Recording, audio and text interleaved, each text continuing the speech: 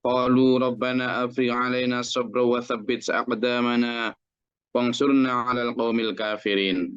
Nah, refresh dari yang kemarin. Ayat yang kemarin kita membahas tentang betapa ketika fasola sudah benar-benar berangkat, lalu tentang ujian sungai di tengah padang pasir, sudah mantep ya kemarin ya. Coba saya ingin satu atau dua yang review dari ayat kemarin, sebelum saya lanjutkan untuk menerangkan ayat 250, 250, yang 249 kemarin, coba. Monggo ada yang mau menyampaikan dari pelajaran kemarin, silakan. Pelajaran yang kita ambil, yang kita petik dari pelajaran kemarin, silakan. Apa aja poin-poinnya, silakan. Ada?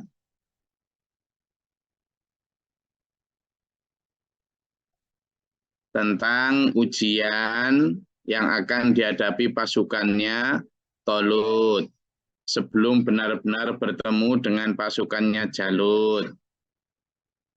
Dan kita hubungkan dengan kehidupan kita sekarang. Monggo, ayo singkat-singkat. Silakan. Oh, ayo. Ada 151 kamera kok. Singkat-singkat, nanti tambah-tambahi gitu ayo sebelum saya lanjutkan ke ini. Silakan Pak Jun. Izin Gus, SP Mario. Ya, dari Pak. Saya pengen dengar suaranya Pak Jun itu. Ayo Pak Jun, kangen saya. Gus, jadi ketika Raja Tolut mengajak pasukannya ingin menghadapi Jalut, sudah dipesan bahwasanya nanti kita akan perjalanan jauh dan di dalam perjalanan nanti kita akan ada ujian.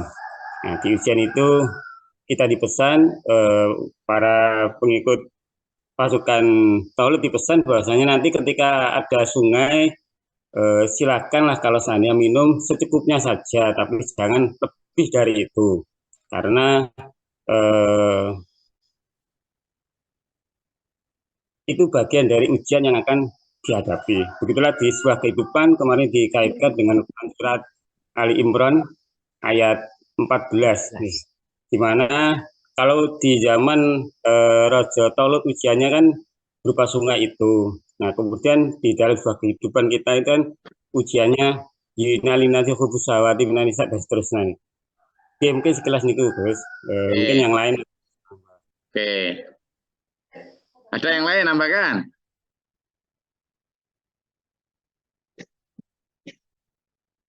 Ayo. Loh, ini enggak apa-apa, kita berbagi cerita. Apa Mas Iswanto? Singkat, padat, jelas.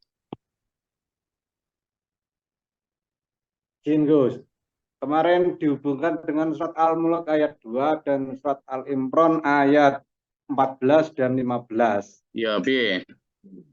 Nah, intinya bahwa hidup ini adalah ujian dan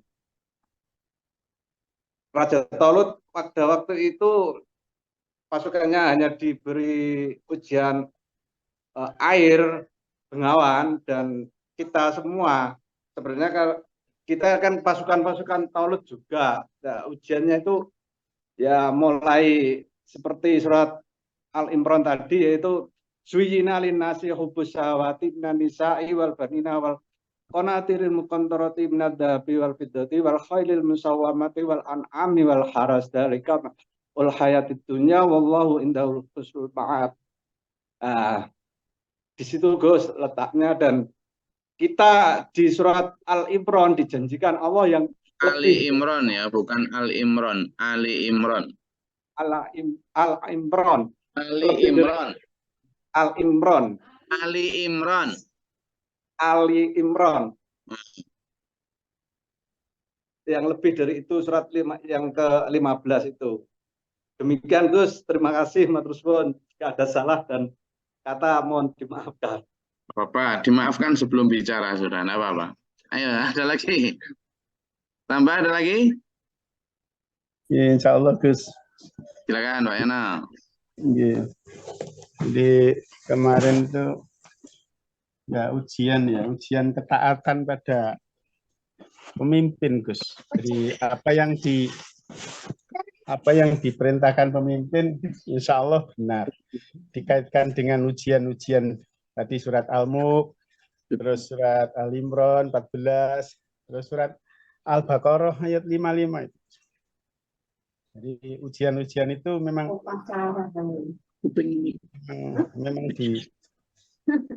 diujikan bagi orang yang beriman.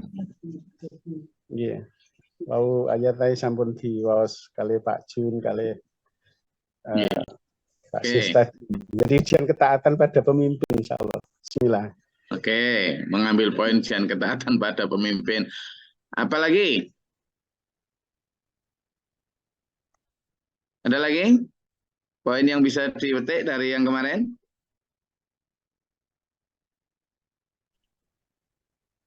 Gus. Dari apa yang kemarin saya tangkap bahwa kita ini kebanyakan, terus terang saya sendiri termasuk dari kalau menemui ujian seperti itu ya, kebanyakan ketemu air karena setelah kehausan kepanasan ya langsung menjebur dan bahkan minum sepuasnya. Itulah kehidupan dunia yang saya alami sekarang ini. Mohon maaf. Terima kasih. Baik. Terima kasih. Ada lagi? Ini ibu kok pada agak diem ini? Hah? Lagi masak lah?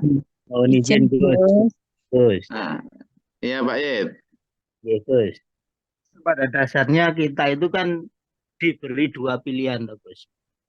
Jadi pasukannya Tolut sudah pasti kita itu ada dua pilihan. Mau jadi pasukan yang minum dengan seteguk air atau pasukan yang langsung jebur sepuasnya menikmati apa yang dihadapkan Allah di hadapan kita. Atur nuwun Gus. Nah, Pak Yed ini jegur apa minum seteguk air? Ya kadang-kadang ya jegur, kadang-kadang minum seteguk air. Ini yang repotnya Gus. Oke. Kalau saya nggak terima sak cawukan Gus. Nggak terima ya Pak Palecul nggak terima sak cawukan ya? Bukan segitu itu kan masih banyak sak cawukan. Lah iya, berarti ini Bani Israel sing ndi iki? Bu Surya ada yang mau sampaikan? Nggak ada, Pak. Oh, nggak ada. Ya sudah gini. Jadi ikuti dulu. Jadi dalam gini loh. Kemarin kan ayatnya 249 itu kan ketika kemudian pasukannya Jalut, nanti akan saya tunjukkan saya ada sebuah video ya yang ya mungkin ilustrasi sajalah meskipun nggak semirip aslinya wallahu a'lam seperti apa, tapi bagaimana komparasi badannya Daud dan badannya Jalut ya. Tapi sebelum itu gini loh. Kemarin saya ajak sampean untuk melihat perjalanannya Raja Talut ketika berangkat. Itu kan pertama ya, jumlahnya sedikit dibanding dengan pasukannya siapa? Jalut. Jadi pasukannya Tolut, Raja Talut yang dipilih oleh Nabi Samuel itu, di mana di dalamnya ada si Daud. Daud ini kan nggak pasukan, anak kecil, nggak boleh sebenarnya dia ikut berangkat, tapi masih delisep aja dia. Nah, begitu dia masuk dan kemudian ikut di pasukannya Tolut, perjalanannya itu mengalami perjalanan panjang dulu. Perjalanan yang melalui padang pasir yang panas, yang bahaya, macam-macam lah. Sehingga, nah ini tambahan dari kemarin. Sebelum, kan di sana disebutkan bahwa innallaha mubtalikum binaharin. Nanti kamu akan diuji oleh Allah dengan ketemu sebuah sungai.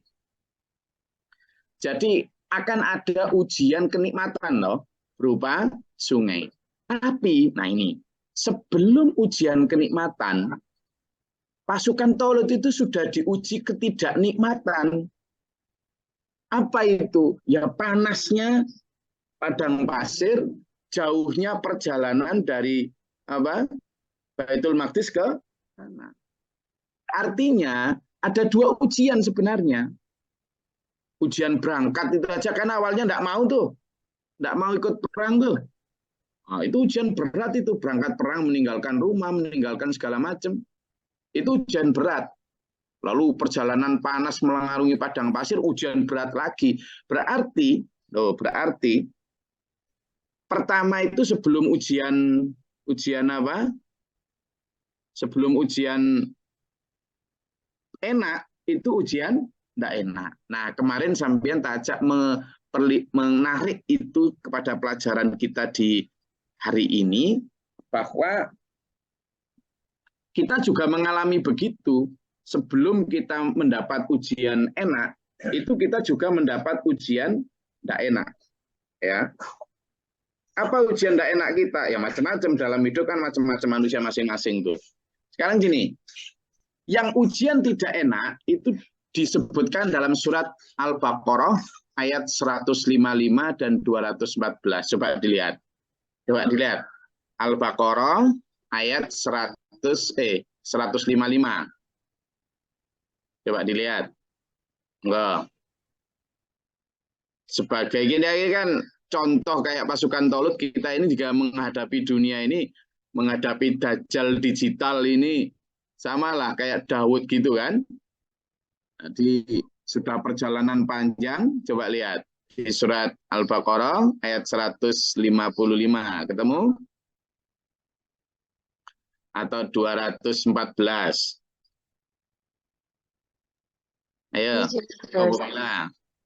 A'udzubillahiminasyaitonirrajim. Bismillahirrahmanirrahim. Dan kami pasti akan menguji kamu dengan sedikit ketakutan, kelaparan, kekurangan harta, jiwa, dan buah-buahan. Dan sampaikanlah kabar gembira kepada orang-orang yang sabar. Nah, orang-orang yang sabar yang dibaca Bu Mila tadi, Bu Yayan tadi, itu ujian pertama. Ujian kayak pasukannya Tolut ketika mau berangkat perang kan ketakutan tuh. Kelaparan, kan kekurangan, panas, kan gitu. Itu kita. Jadi kita akan diuji kadang ya kurang harta, kadang ya kekurangan teman karena menegakkan kebenaran, menjalani syariat Allah. Ini kan kadang kemudian dianggap sok suci, dianggap ekstrim, sok keras, terlalu dalam, kejeron, macam-macam lah. Bahkan juga kekurangan harta. Kita juga ditakut-takuti oleh kekhawatiran kalau sedekah nanti kurang ini, kurang itu, nanti gimana. Kalau kita ikut ngaji nanti gini, nanti gitu. Ketakutan-ketakutan itu ada. Sama dengan ketakutan yang dialami oleh pasukan Tolut ketika berangkat. Lalu panas apa? Tiap hari kok diajak berjuang. Gimana nanti kurang ini, kurang itu, dan seterusnya. Sama. Tapi setelah itu, nanti kita kadang juga akan bertemu dengan binaharin tadi apa? Dengan setelah kadang diuji gitu, kadang kita juga bertemu dengan ujian nikmat. Kita dikasih harta, kita dikasih sehat, kita dikasih apa. Nah di situ loh sampean dan saya sudah diwanti-wanti sama Allah, kita agar apa? Famang syariba minhu, orang yang kemudian jegur minum sebanyak-banyaknya, kata para nabinya, falaisa minni, kamu bukan golonganku. Tapi orang yang boleh itu hanya manightarafa ghurfatan minhu. Jadi orang yang ngambil seciduk saja. Artinya apa? Ketika kita ketemu dengan kenikmatan harta, kenikmatan makanan, kenikmatan kan tadi juk. Kalau pas Pak nggak senang, nggak enak kan kelaparan. Begitu ketemu makanan, ketemu harta, sampean itu tetaplah ngambil seciduk saja. Nah itu kadang dulur, ketika setelah ketemu ketidaknikmatan, lalu ketemu kenikmatan, di situ dua-duanya itu ujian. Ketika ketemu ketidaknikmatan kita diminta tetap sabar, teguh, ya toh. Ketika ketemu kenikmatan kita tetap diminta qanaah. Makanya itu kita ini pasukan Tolut diberi pilihan itu dulu. Jadi sementara yang ujian binaharin tadi, ujian yang kalau pasukannya Talut tadi setelah padang pasir ketemu sungai, kita di dunia ini setelah surat Al-Baqarah ayat 155 dan 214, kita juga akan ketemu ujian kenikmatan berupa surat Ali Imran ayat 14 dan 5. Gitu loh. Jelas nggak? Jadi begitu melihatnya, di mana kata Allah dalam surat Ali Imran itu dijelaskan, kamu akan ketemu ujian yang cocok dengan nafsu hatimu, yakni yang berupa kenikmatan pasangan, kenikmatan anak ganteng, kenikmatan harta yang mukontoroti minadz zahabi dari emas, wal fiddah dari perak, wal khailil musawwamah kendaraan mena, wal an'am dan ternak serta bisnis yang hebat, wal harth dan buah-buahan peternakan yang luas, kebunan dan sebagainya. Tapi kata Allah, tetap ingat, itu adalah binaharin. Itu adalah sungai yang merupakan ujian pasukan Talut, dan kita bukan kok tidak boleh meminumnya, bukan kok tidak boleh menikmatinya, tapi kita diwanti-wanti supaya kamu tidak kemelempokan. Apa kemarin Jawa kemelempokan kemarin? Bahwa kekenyangan, maka kata Allah, ngambillah sedikit saja, secukupnya saja. Maka benar ternyata pasukan Talut ketika kemudian setelah berhenti di sungai diajak berangkat lagi, ternyata yang jegur manum sebanyak-banyaknya, nggak kuat berangkat perang, katanya kamu berangkat dulu lo Talut, kami nanti nyusul, ya nggak nyusul, tidur. Illa qalilan minhum, sedikit saja pasukannya Talut yang berangkat, yang tadi apa, konsisten meminum yang sedikit itu. Mereka itu siapa? Alladzina yadhunnuna annahum mulaqullahi. Mereka yang yakin akan bertemu Allah, dan kemudian meskipun yang berangkat cuma sedikit, awalnya tadi loh, meskipun ikut semua itu loh sedikit pasukannya dibandingkan Jalut. Lah ini apalagi dikurangi yang jegur tadi ya makin dikit. Tapi apakah mereka takut? Enggak. Mereka bilang kaming fiatin qalilatin qalabat mi'atan katsiratan biidznillah.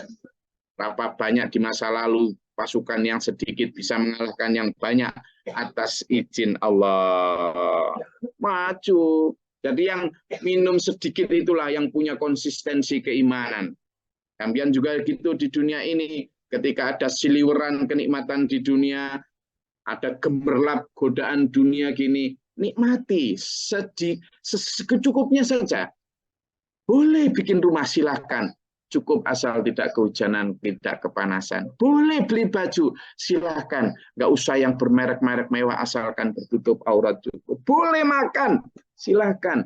Asalkan nggak sampai mukbang, sampai wisata kuliner ke sana kemari menurunkan nafsu. Cukup yang halalan thayyibah bisa membuat kita sehat. Gitu. Boleh silahkan beli kendaraan.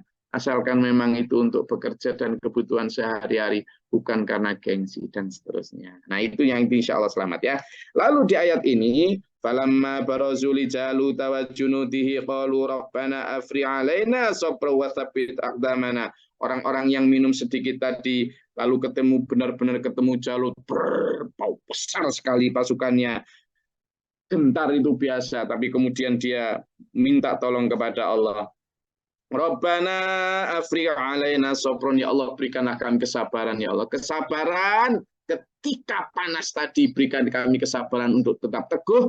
Ketika ketemu air, berikan kami kesabaran untuk bisa menahan diri. Wastabit aqdamana, dan teguhkanlah kami dalam kekokohan keimanan kami. Bangsurna 'alal qaumil kafirin, dan tolonglah kami ya Allah menghadapi Jalut itu. Nah, yang terjadi. Nah, ini saya ingin ada sebuah video ya.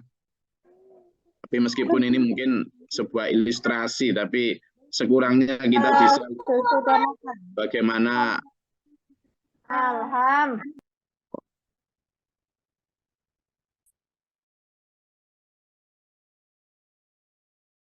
mata-mata ini. Jadi saya tadi nemu bagaimana ketika pasukan Jalut bertemu dengan pasukannya Talut, atau sebaliknya ya. Bismillah. Ya, biar sambil nonton film-film dikit, nah apa-apa lah.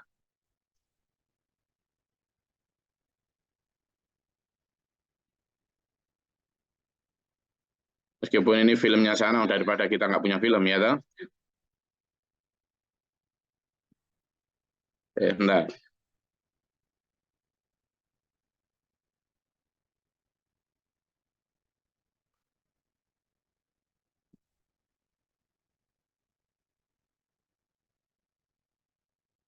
The Israelites must defeat the Philistines.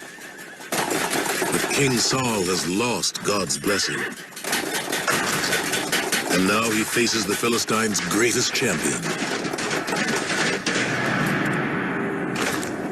Goliath. Nah, itu jalurnya tuh.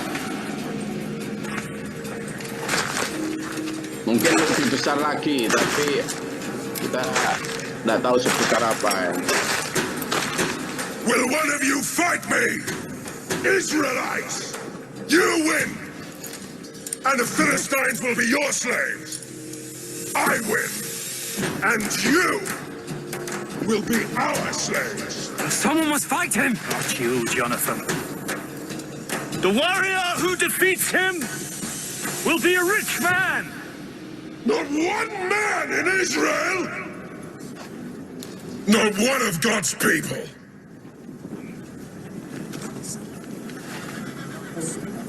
I'll do it. David. You're no soldier, you're a shepherd. Yes, a shepherd. As I protect my sheep, God will protect me. Where is your faith? Where is your God? I will kill him. You'll need this. Ini Daud ini.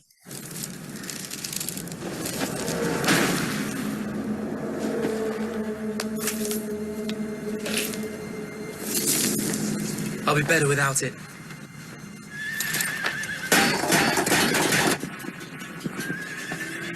Yea, though I walk in the valley of the shadow of death, I fear no evil. You are with me. Thy rod and staff, they comfort me. You anoint my head with oil. My cup overflows. Surely goodness and mercy shall follow me all the days of my life.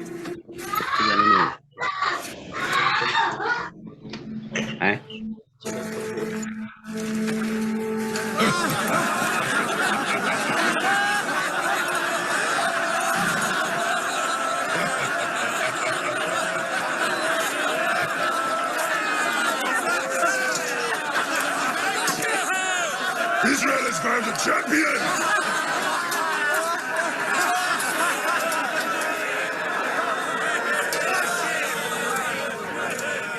Don't waste my time, little boy.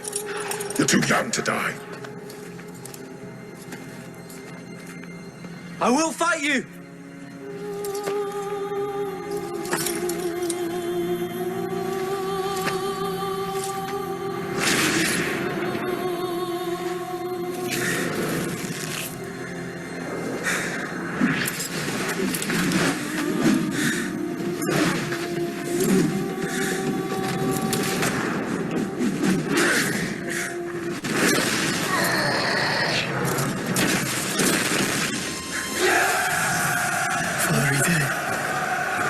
Did it.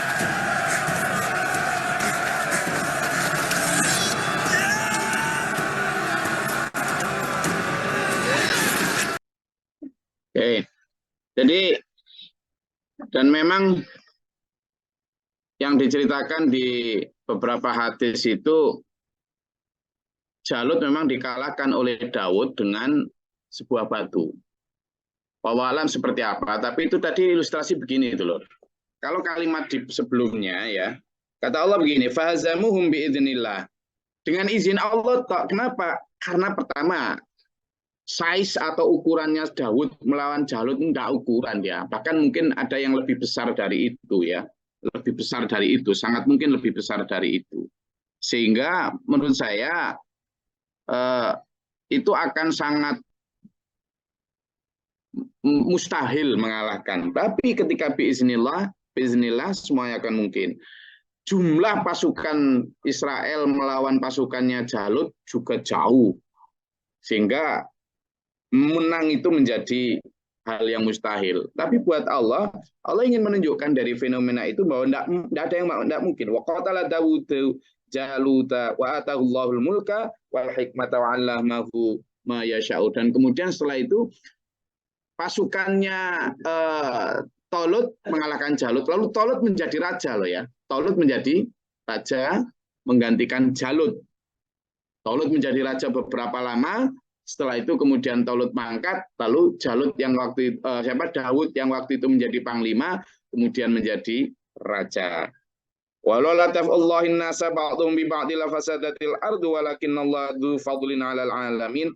Kalaulah bukan karena pertolongan Allah, tidak mungkin ya. Rusak sudah tatanan saat itu karena pasukannya Jalut ini begitu kuat, begitu zalim dan seterusnya. Nah, dulur, yang kita bisa petik dari ini adalah kita ketika menegakkan kebenaran, berjalan di atas hukum Allah, menjalani hidup berdasarkan syariat dan aturan Allah, sangat mungkin akan berlawanan dan bertentangan dengan mainstream atau mayoritas. Tidak apa-apa. Tidak apa-apa. Jangan takut, jangan mundur, jangan minder. Tetaplah di sana. Doanya itu tadi. Rabbana afri alaina sabran. Ya Allah, anugerahilah kami dengan apa? Kesabaran. Wasabbit aqdamana, dan kokohkanlah pendirian kaki kami ya Allah. Dan wangsurna 'alal qaumil kafirin, dan tolonglah kami dalam menghadapi serbuan dajjal digital ini ya Allah. Itu ya. Nah itu. Jadi satu di antara yang kita petik pelajaran. Silakan kalau ada yang mau disampaikan. Oh. Ada yang mau ditanyakan mungkin dari dulur-dulur yang lain, silakan. Yang mungkin mau menyampaikan sesuatu dari pelajaran kita hari ini. Ada pendapat atau pertanyaan atau apa, silakan. Izin Gus. Ya Pak Yono. Oke, ini kan peperangan Jalut dan Tolut, dan kemudian kerajaan itu diambil oleh Tolut ya Gus lah. Kemudian katanya Gus tadi barusan, kemudian diwarisi kerajaan itu oleh Daud. Dan kemudian Daud punya anak Sulaiman begitu Gus ya? Iya, kenapa? Ya, nah, maksud saya yang sekarang menjadi orang-orang yang katanya ingin seperti Nabi Sulaiman itu kan, kalau lihat cerita ini kan warisan dari perjuangan Tolut, kerajaan Sulaiman itu. Barangkali ini saya tanya. Ya, jadi sebenarnya orang sekarang kepengen punya sesuatu seperti Nabi Sulaiman. Itu insya Allah besoklah saya terangkan. Tolong diingatkan ya, bagaimana perbedaan antara para nabi, Nabi Sulaiman dengan Nabi Daud dengan para nabi yang lain ketika tentang surga mereka. Kemudian juga tentang bagaimana sesungguhnya kehidupan Nabi Daud maupun Sulaiman. Nabi Sulaiman, Nabi Daud itu raja, jadi bukan orang kaya, beda loh ya. Raja yang amanah itu akan tetap hidup sederhana. Kalaupun ada kemewahan itu kerajaannya, bukan beliaunya. Nah ini yang menjadi ukuran kita bahwa sebenarnya seorang nabi itu diikuti itu oleh umatnya masing-masing, dan kita ini umatnya Rasulullah Muhammad SAW yang perlu kita tiru kehidupan, cara hidup, cara makan, cara apa itu Rasulullah Muhammad SAW, bukan Nabi Sulaiman. Wong kita nanti minta syafaatnya kepada Rasulullah Muhammad SAW. Cara hidupnya kita kepingin kayak Sulaiman gimana. Jadi bukan kemudian tidak boleh mengambil hikmah dari Nabi terdahulu. Yang kita ambil hikmah dari Nabi terdahulu itu adalah pelajaran hidupnya.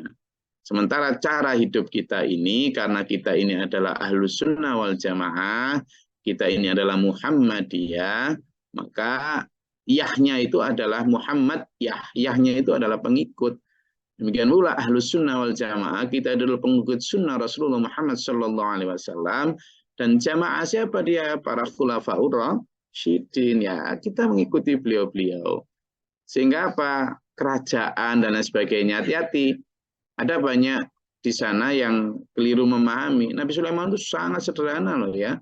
Bahkan wafatnya beliau itu tidak ada yang tahu kecuali ketika rayap telah menghabiskan tongkat beliau. Betapa sederhananya beliau. Ya. Nanti kita insya Allah bahas lagi tentang itu. Ada lagi dari pelajaran ini yang mau ditanyakan atau disampaikan? Izin Gus. Ingin Gus sering mengatakan bahwa Dajjal digital dan ingin saya. Jadi Dajjal digital itu apa gitu kan pertanyaannya? Jadi sekarang ini Mas Iswanto, Dajjal itu jangan diartikan nanti datang kayak Godzilla, muncul dari danau Loch Ness, brung, brung, brung. Dajjal itu nanti bisa jadi datang dan mungkin jika sekarang sudah datang Mas Iswanto dalam bentuk yang seksi. Apa itu ya? Tadi isu inalinasi tadi yang sering saya sampaikan dengan fun, fame, fashion, food. Itu dan juga kekayaan. Makanya dolar pun simbolnya pakai piramida dengan mata satu. Nah, kita tahu kan hadisnya memang Dajjal itu bermata satu. Sehingga apa? Nanti kita bahas lain hari lah. Dajjal ini yang dimaksud adalah binaharin tadi, yang selalu memberikan ujian kepada kita tentang kenikmatan yang melalaikan. Sehingga kita harus menang melawan Dajjal dengan cara apa? Ya ambil kenikmatan itu tetapi secukupnya berdasarkan kebutuhan. Menang kita. Tapi kalau kita masuk ke dalam jebakan Dajjal sampai kemudian mengambil sebanyak yang kita mau sesuai nafsu, menang Dajjal. Dan itu melalui digital kan sekarang, HP loh. Mulai dari emak-emak, ibu-ibu, bapak-bapak, para pejabat, para anak-anak, bayi, semuanya diserbu lewat itu. Ya kan, kewalahan orang tua sekarang. Nah ini yang saya nanti ada sesi sendiri tentang bagaimana menghadapi Dajjal digital ini. Karena di sana ada manfaat juga sebenarnya, tetapi lebih banyak mudarat juga itu. Sehingga itu harus kita arif dalam menghadapi. Jelas nggak? Oke, ada lagi? Saya rasa kajian kita cukup hari ini karena sudah waktunya habis ini, hari Senin. Banyak yang harus mulai berangkat kerja. Insya Allah kita lanjutkan besok. Tetap semangat. Hari ini kita nonton film bareng ya. Pokoknya jadi pasukan Tolut yang mengambil seteguk saja. Itu pesan hari ini. Supaya bisa tetap maju. Dan kita hari ini diajarin doanya. Tapi hafalin ya. Itu untuk nanti berangkat kerja kemanapun. Itu doanya. Doanya pasukan Tolut yang mengambil seteguk saja tadi. Robbana Afrika. Ikuti saya ya. Bareng-bareng sebelum kita akhiri ya. Robbana Afrika alaina sobron wasabbit aqdamana wansurna alal qaumil kafirin. Robbana Afrika sobron wasabbit aqdamana wansurna alal qaumil kafirin. Sekali lagi, Robbana Afrika alaina sobron wasabbit aqdamana wansurna alal qaumil kafirin. Bareng ya. Robbana Afrika alaina sobron wasabbit aqdamana wansurna alal qaumil kafirin. Itu doa yang diajarkan Allah untuk kita biar tetap teguh di dalam Siratal Mustaqim ini. Semoga Allah merahmati kita, menuntun kita dalam Siratal Mustaqim. Amin. Allahumma sholli wa sallim wa barik ala sayyidina. Amin. Allahumma ighfir lil mu'minina wal mu'minat wa muslimat. Allahumma atina fi man hadayta wa afina fi man tawallayta wa barik lana fi ma atayta wa qina sharra ma qadayta. Astaghfiruka wa atubu ilaik. Allahumma taqabbal bala wal waba wa qad hastina min al-jinni. Rabbana atina wa lana washabna min al-qawmi dhalimin rabbana la taj'alna fi qawmi dhalimin. Amin. ربنا من فاكتبنا مع الشاهدين ربنا لا تزغ قلوبنا بعد إذ هديتنا وهب لنا من لدنك Amin. ربنا واجعلنا مسلمين لك ومن ذريتنا أمة مسلمة لك وأرنا رب اغفر لي ولأخي ولوالدتي ولذريتنا ولأسباب بنا ودخلنا ربنا اغفر لنا الصبر والصبر ربنا أنا ربك رب العزة عما يصفون سلام عليكم يا رب العالمين والسلام عليكم ورحمة الله وبركاته. اللهم ارحمنا بالقرآن واجعله لنا